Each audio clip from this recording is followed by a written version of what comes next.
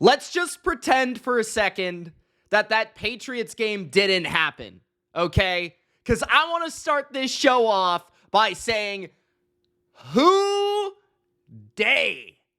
Man, do I love the Cincinnati Bengals. That is entertainment. That is football. That is comedy gold. That is a team that I want to see in the playoffs. Cincinnati is still alive. Who day? Comment who day in the comment section below. If you're with me, grunt, spike the like button. Don't forget to subscribe for more NFL reactions, reviews, and recaps just like this. In this video, I'm talking about the 3 games this Saturday, December the 28th. Now that we celebrate Cincinnati, we can't pretend that performance did not happen. To begin our day today, we witnessed, quite frankly, one of the greatest displays of despicable, downright garbage, trash football that I have ever seen, especially played at Gillette Stadium. Of course, you guys know what I'm talking about. The New England Patriots, if they're even allowed to call themselves that, lost to the LA Chargers. The Chargers. Do you understand what I'm saying to you right now? 40-7. The Patriots lost to the Chargers 40-7. That is not a made-up score. That is real. The Patriots lost to the Chargers by 33 points. This is a franchise. This is a team that the Patriots, throughout the years, have owned. And today, they made them look like the 2006 Chargers. What is this? What did I just watch? The New England Patriots were 5.5, 6-point underdogs, and they lost by 33 at home in the cold against a West Coast team in a different time zone. And we still have reporters saying, no. It's not Gerard Mayo's fault. It's not the coach's fault. The team doesn't try. The defense can't stop a damn nosebleed. The offense can't freaking snap the ball and block at the same damn time. And I'm not even making that up. It's not the coach's fault. We've got Josina Anderson saying, what did you expect was going to happen? We've got to see Gerard Mayo with other players. We've got Ross Tucker. Love and respect to Ross Tucker, hardworking media member. But to me, on color commentary, I don't know how much money he got paid to say what he said, but he said, I don't know what people expected to see from the coaching staff. We knew the roster was bad. Jabroni, open your eyes. What I see is a defense with damn near the same personnel as last year. I see players that I've known to be good to great players playing like absolute ass.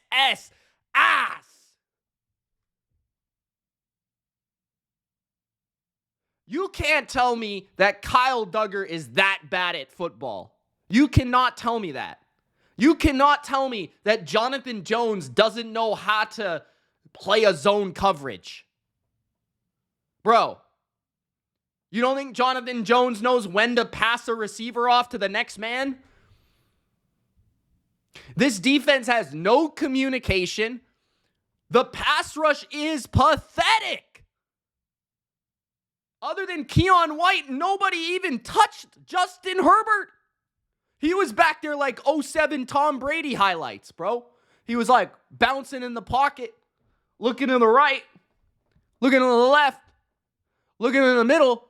He was trying to find Keenan Allen, but he figured out he's not on his team anymore. Then he's bouncing around to the left. He's like, oh, Mike Williams isn't out there. Oh, Hunter Henry's on the sidelines. Hey, buddy, how you doing? He was sipping his morning coffee, time zone switch. Then, bam, dart to this little kid that we could have drafted, Lad McConkey. For all the receivers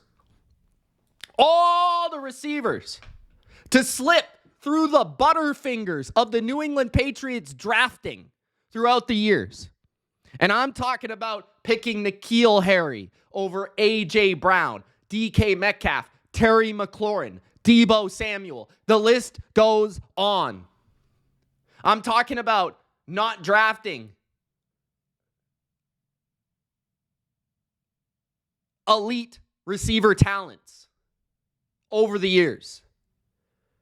Missing them time after time after time after time. The one guy we don't get right is the white guy.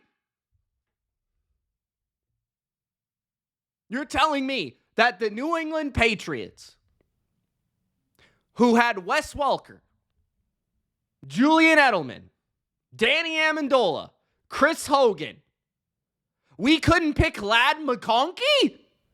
Are you serious? We couldn't even get that one right?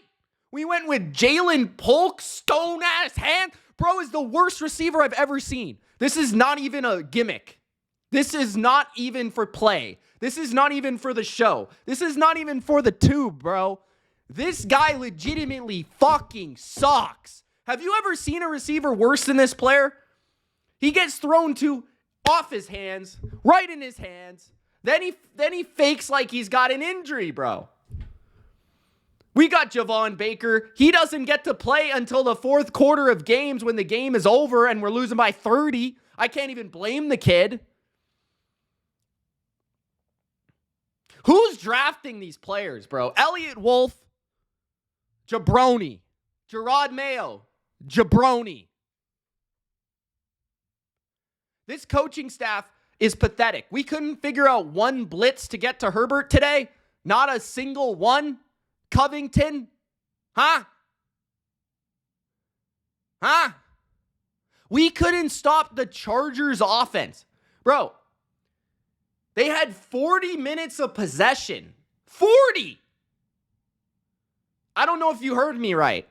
Not 30, 40 minutes of possession. They had not 28. They had 29 first downs. 29. I don't think I've seen a number that high the entire season. I think that is the most first downs I've seen in a single game this year. I might be being deluded, but I've looked at every box score this season, and I don't think I have seen more first downs in a single game than 29. They were 10 for 17 on third down, and they were 2 for 2 on fourth down. They had 428 fucking yards.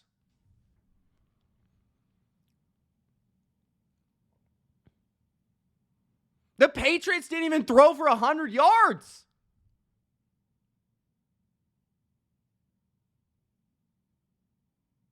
This team's pathetic. How can you watch this as an owner of a team and say, yeah, we're going to roll up next year with Gerard Mayo?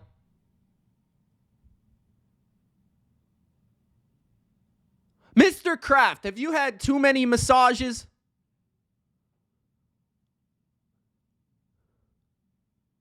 Gerard Mayo? When you could go get Ben Johnson? I'm not even deluded in saying that either. Ben Johnson wants to coach the Patriots. He's from North Carolina. He went to North Carolina.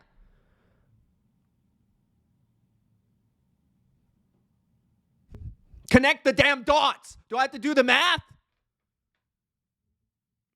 And no. We've got reports about Mike Vrabel really wants to coach the Patriots.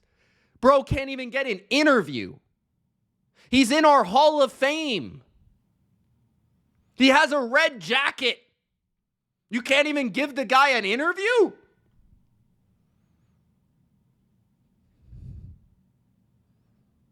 What? Does Mayo have some blackmail, bro? What? This guy is a jabroni. We can't stop the run. The Chargers haven't ran the ball in I don't even know how long. And they run it on us. We can't block. We can't catch. We can't punt. We can do that. We're good at that. We can punt. We can't cover. I mean, yeah, Ladd McConkey had 94 yards and 2 touchdowns, 8 catches. Congratulations, kid. You've been amazing this year. I think you're out exceeding even my expectations, and I was a fan of you coming out of the draft. My biggest flaw with your game was that you were a small, and I thought you would get hurt, and you have a little bit. But overall, you've played fantastic. But honestly, how many times were you wide, butt-ass, naked open because our secondary doesn't even know how to communicate a damn coverage? I don't remember seeing that in all the years I've watched the Patriots and Bill Belichick. And I think all these Patriots fans need to apologize to Bill Belichick. Because, yes, did I think it was the right time for us to move on from Bill? Absolutely, I thought it was the right time. Mostly because of how old he is. Not because I didn't think he couldn't coach anymore. I thought it was time for a fresh start. But there's many out there that don't respect Bill Belichick and are Patriots fans, which I don't know how that can coincide. I don't know how that works. Because everything your fellow Patriot fan knows about the Patriots comes from Bill Belichick, whether you believe it or you don't. Okay? Yes, Tom Brady is the biggest reason the Patriots had success over the years. That's a fact. But everything about what the Patriots are, every reason you like the New England Patriots, other than maybe you're from Boston, you're close to the New England area, whatever you want to say, the reason you like the identity of the team and what it's become, the Patriot way, that's Bill Belichick, brother. So you can spit on his grave all you want. But you, sir, are a jabroni. All right? If you can watch this and not say that this team would not be much better with Bill Belichick, you are deluded. You need your head examined. You need your eyes checked.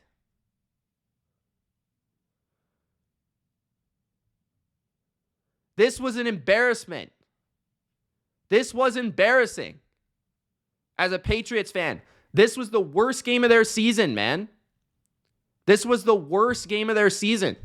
This was an actual embarrassment. Like, I have not been affected by any loss this year. Truthfully. Last year, yes. Year before, yes. Year before that, yes.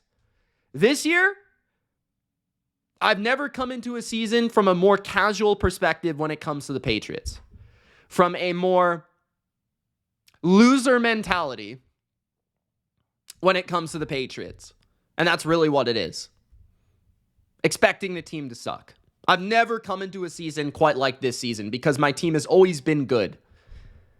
I have never had a team where I didn't expect them to win. And when you expect your team to win, it hurts when they lose.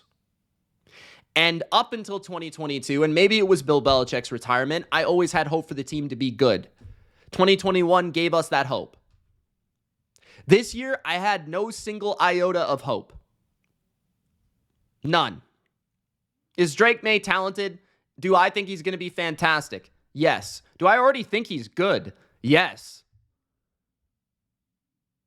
But this was embarrassing. This was their worst performance, their worst effort. Their defense was trash. The offense was discombobulated, unorganized, and pathetic. This was pathetic. This was on primetime, basically. This was a singular game put in front of the world. And that's what Robert Kraft's team showcased. That performance. That is the Patriots right now.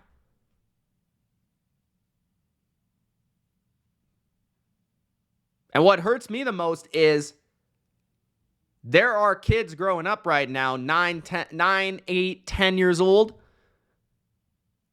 and they laugh at the Patriots, bro. They don't think the Patriots are some great dynasty, some great franchise, some iconic team.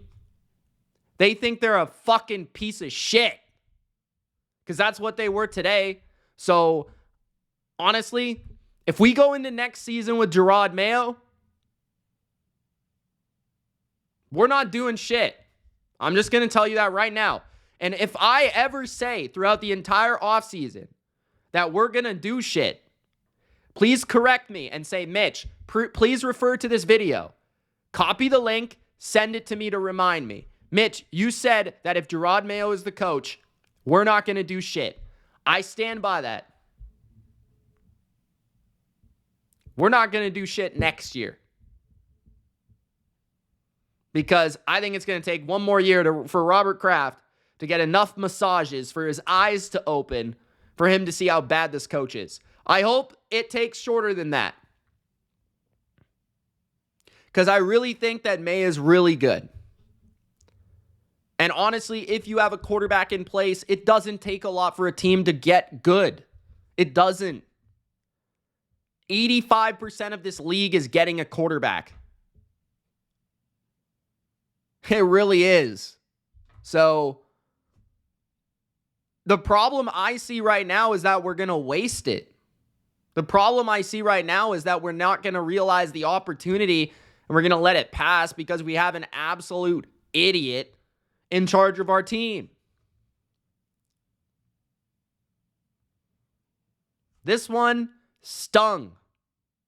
I don't dislike the Chargers at all. In fact, I like the Chargers. I always have liked the Chargers. This has nothing to do with the Chargers. The Chargers played great. The Chargers deserve this win. Absolutely. The Chargers deserve to be in the playoffs. Absolutely. 40-7 is impressive against any NFL team. But I don't see the Chargers as some juggernaut of a team. I don't think this is a very good Chargers team. I mean, off the top of my head, this is like not even a top 10 Chargers team I've seen in my life. To be honest. And they beat us 40-7. 40-7. Yeah. Congratulations. I don't really have to say anything about the game. I mean, we can quickly go through some of the stuff. Like, Herbert played great. He had all the time in the world. He baked 3 cakes in the pocket. 3 touchdowns, 281 on the day. Dobbins looked good in his return. May didn't turn it over. At least there's that. He did make a spectacular pass for our only touchdown of the game, which is absurd that it was that play that got us a touchdown. The Chargers totally outcoached and outclassed our coaching staff. Ladd McConkey played great. I thought that Davis played really well for the Chargers. Everyone for the Chargers. I mean, their O-line was phenomenal, especially their tackles. I thought that Disley played solid. Quentin Johnston actually didn't play bad. I thought, well, Gonzalez left the game. That definitely hurt our defense.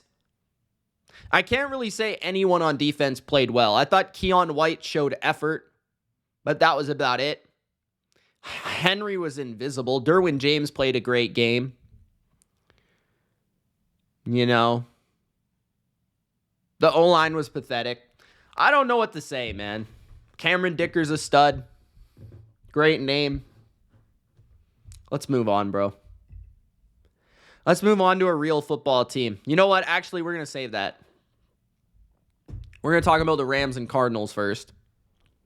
Because this game was boring. This game was boring. The Rams won 13-9 over the Cardinals.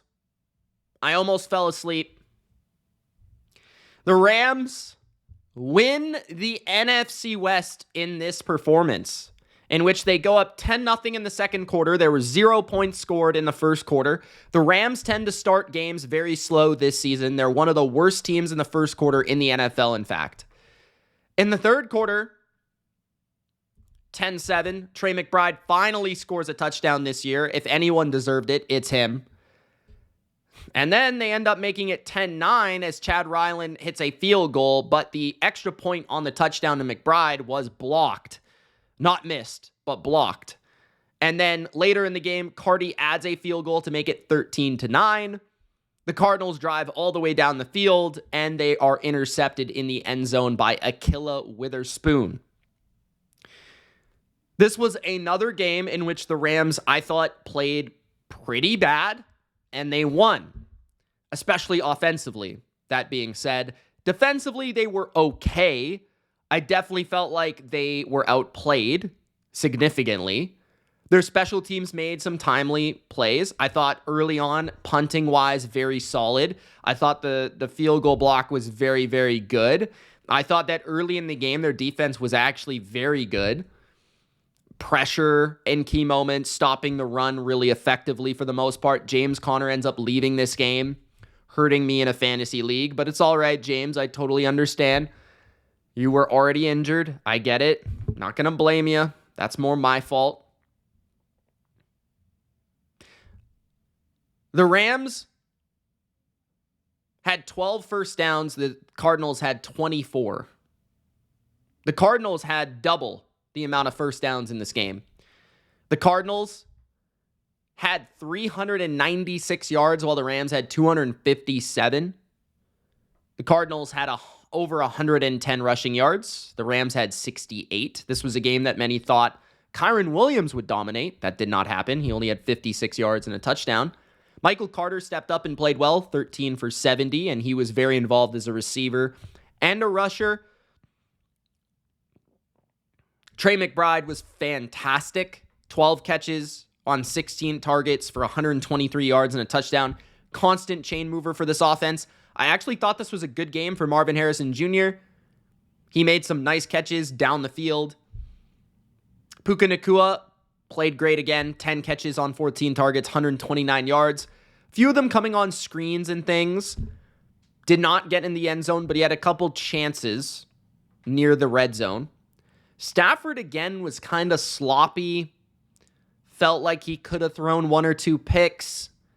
I felt like it wasn't really an operation thing with him where, like, his throws were bad or things. It's like, felt like not a lot was open. Felt like the Cardinals played the offense pretty well. Felt like this was more of a McVay problem than a Stafford problem. And I felt like Stafford was feeling the pressure a little bit from the Cardinals, who found some effective ways to get people within the pocket to pressure him inside. And it also felt like he just didn't have a lot of places to go. Cooper Kupp continues to struggle. And yeah, I definitely felt like he was sloppy, a little bit all over the place. And there was just not a lot of options for him to make plays out there, honestly. So Stafford wasn't like bad, in my opinion, but he certainly wasn't good. I thought Kyler, as bad as he has been, and as bad as he was in moments in this game, played better than Stafford. He had 321 passing yards, 48 attempts, 33 completions, 1 touchdown, 2 picks. He also was running around for his life at multiple moments in the game and was constantly pressured by the Rams front. I think the Rams front won this game with their pressure in the end. But let's not mistake it, Cardinals outgained them by a significant margin, out first down them, had more penalties, and still probably should have won this game. Had 13 more minutes of possession, 36-23. The Rams got lucky here. They did.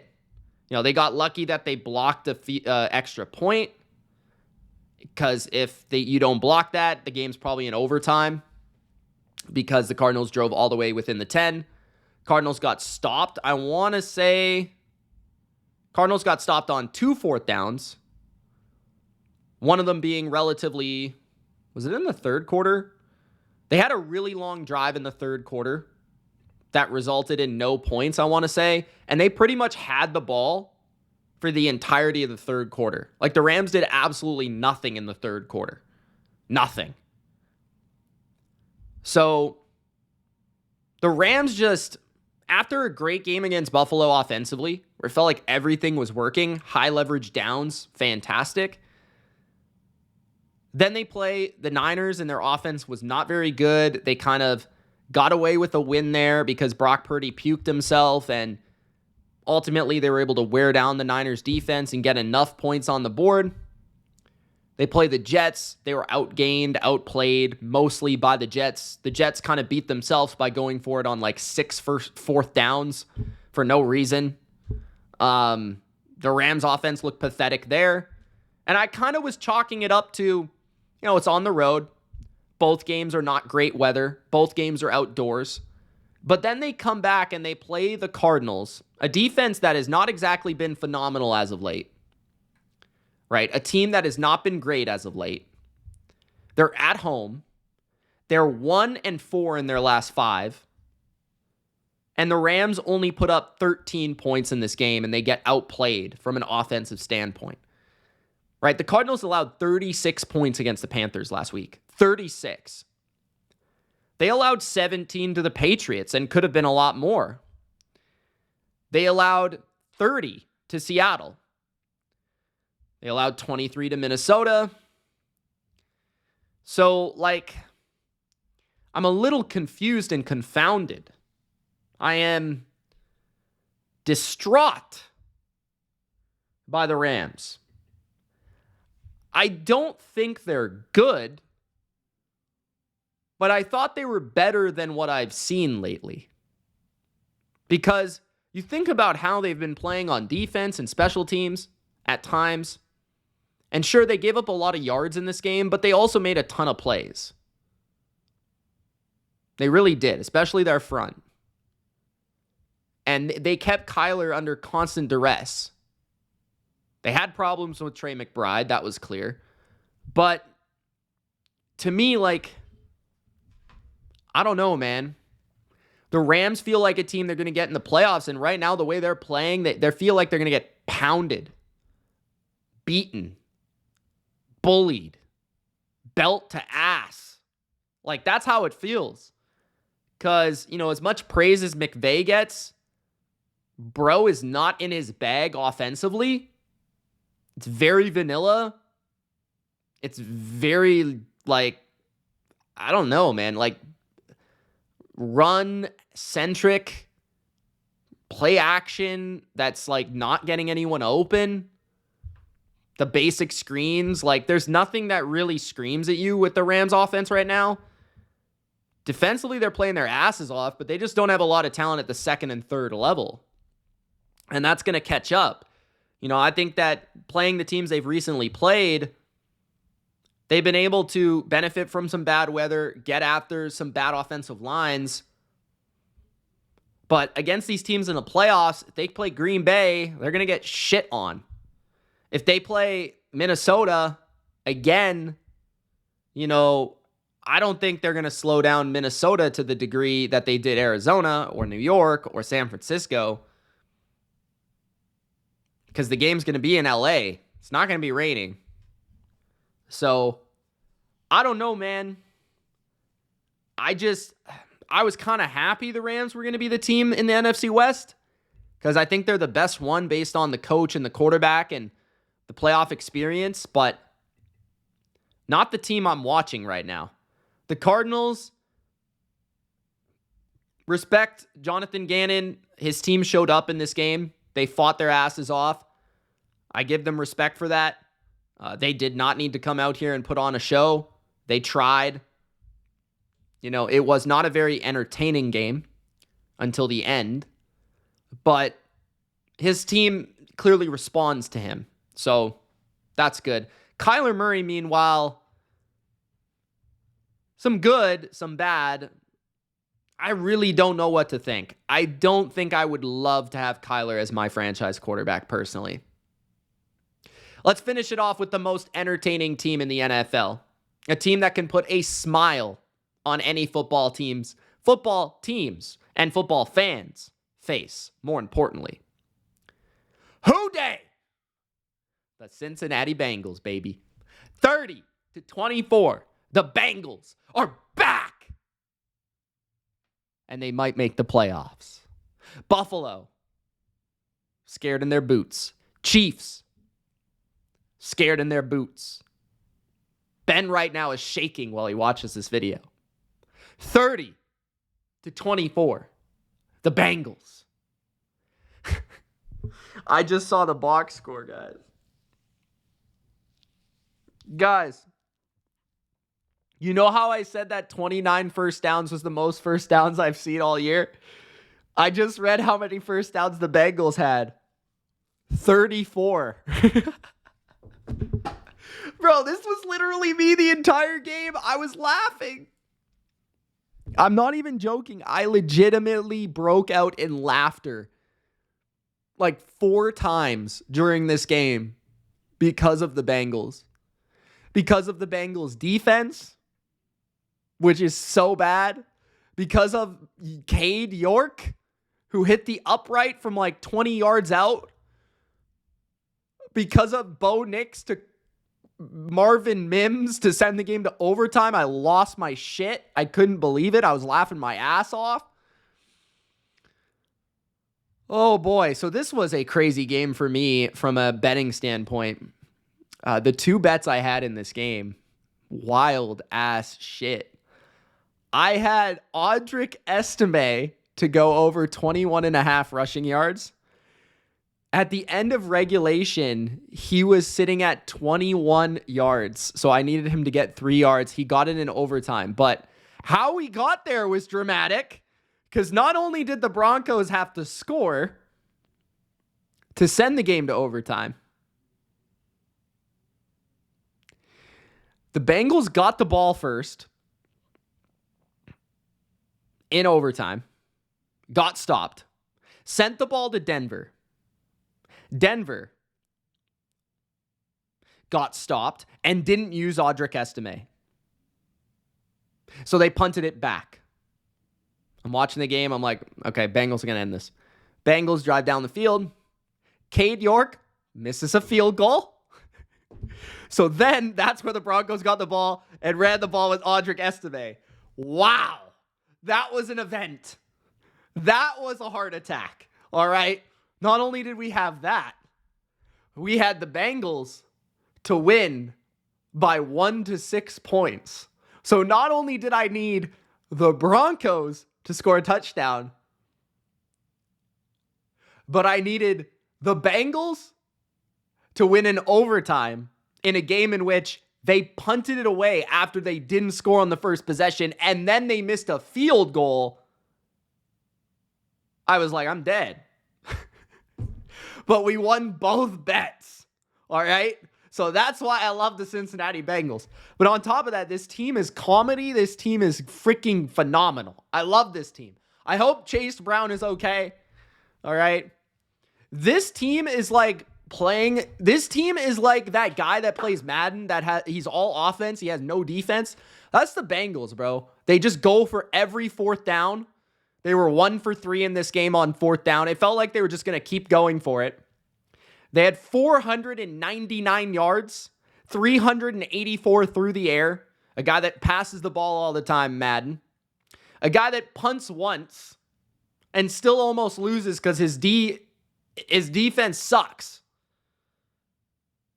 He's got no user, bro. Like, this guy's shit on Madden defense, all right? Doesn't know what coverage to use. Doesn't have a blitz on money downs like the guy's shit on Madden, all right?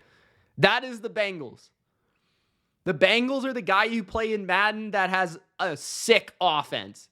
Like, he just throws the ball all the time. You know the play he's going to run. You still can't stop the play. He's always throwing to the same guy, bro. He's always throwing the same route. But you're like, how the fuck do I stop this? I got double coverage. I got zone coverage. I got man coverage. I got man and zone coverage. Like, what am I supposed to do here? purple? Am I supposed to flat this? Am I supposed to get the, do I go match coverage? What do I do? And you can't stop it. But then at the same time, you got a defense where you're like, if I control the ball, I could beat this guy in a shootout. That is the Bengals. The guy you play in Madden that has no defense and all offense. This team is legitimately a Madden team. They had 34 first downs. They missed a field goal in overtime. I don't even know how many ridiculous first downs were there. And I can't even think of all the crazy ass plays that happened in this game. There were how many throws on the sidelines did T. Higgins catch that just made no sense? How many plays did Mike Gesicki make? How many plays did Yossi Voss make? How many plays did Jamar Chase make before Chase Brown got hurt? Khalil Herbert made plays. Joe Burrow scrambled. How many different plays? The Broncos kind of didn't even play that well, and they somehow took this game to overtime because the Bengals kind of let them. This game on paper, this game should have been a blowout. The Bengals did not punt until what? Overtime? The Bengals didn't punt until overtime. I just realized that. They didn't punt the ball until overtime. And they were tied. They only had 24 points in regulation. They didn't punt until overtime. What? You know what I'm saying? And then on top of that, Bo Nix throws the ball to the other team. T. Higgins fumbles the ball. That happens in consecutive fashion. Zach Taylor pisses himself after Chase Brown gets hurt. He decides to go for the touchdown instead of running the clock out. My goodness. Fire Zach Taylor. Big Lou's defense actually didn't play bad in this game. I know that I just shit on them for giving up that Bo Nix drive, but that was so predictable. It was in the script. For the rest of the game, the Bengals defense wasn't actually that bad. The Broncos were 4 for 12 on third down. They only had 329 yards. Now, part of that is because the Bengals had 41 minutes of possession. It felt like every time the Broncos had the ball, they, in the end, in the last 2 quarters of the regulation, overtime, the Bengals defense stood up and they got 2 stops. But in, the end of regulation, third, fourth quarter, forget about it. The Broncos were moving the ball. They were scoring. In the first quarter, they couldn't do shit. Really, they got a field goal at the start, but that was about it. The Broncos had 7 sacks on Joe Burrow. Didn't freaking matter, bro. Didn't matter. They only punted once. They had 7 sacks. How do you only force 1 punt and you have 7 sacks? I think Zach Allen had 7 sacks. I don't know. I'd have to check the stats. I think Zach Allen had at least 3 sacks. He had at least 3 sacks. This, I'm saying these stats at you guys, you probably don't even believe me unless you watch the game. If you didn't watch this game, you probably think I'm just making this up. I don't even know what to say. I really, this game is comedy. This team is ridiculous. Marvin Mims had 2 touchdowns. One was a 60-yard bomb on a post. The other was a fading away Michael Jordan last second heave for a touchdown. What the heck was that? Cortland Sutton mossed the Bengals in the end zone. Riley Moss got absolutely obliterated by T. Higgins in this game.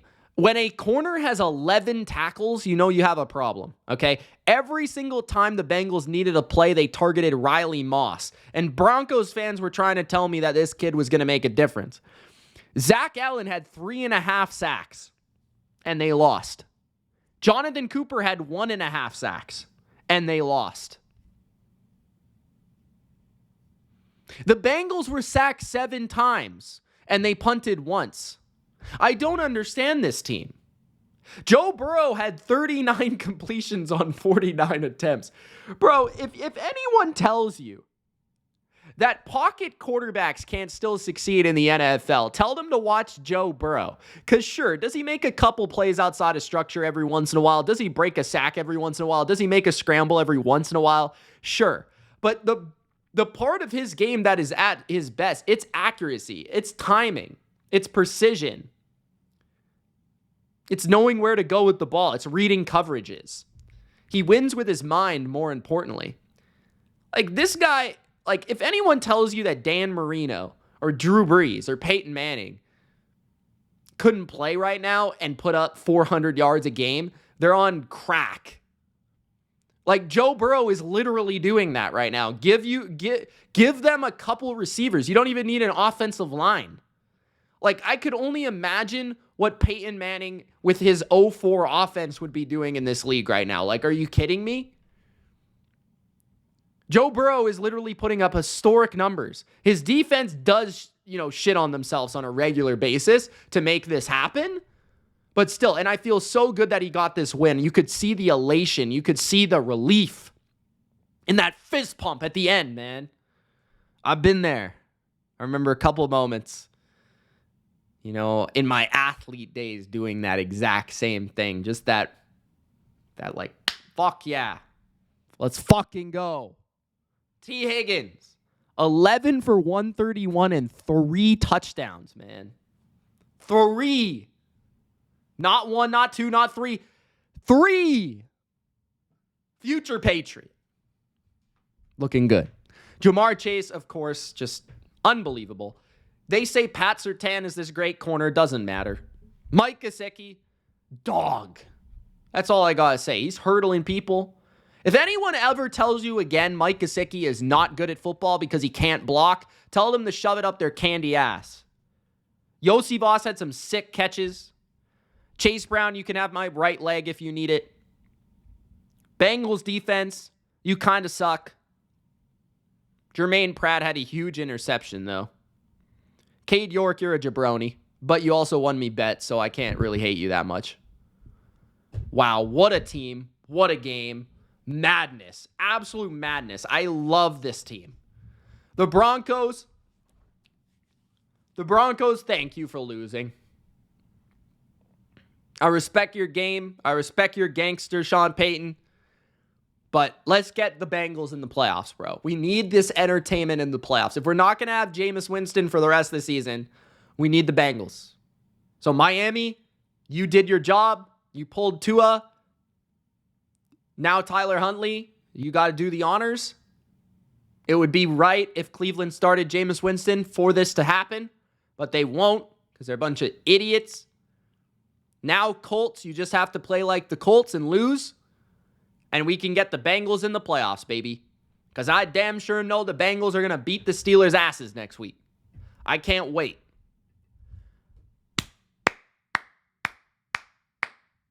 Man. I love football sometimes. But I also hate the Patriots. Thank you guys for watching. Gronk, spike the like button and subscribe. Peace.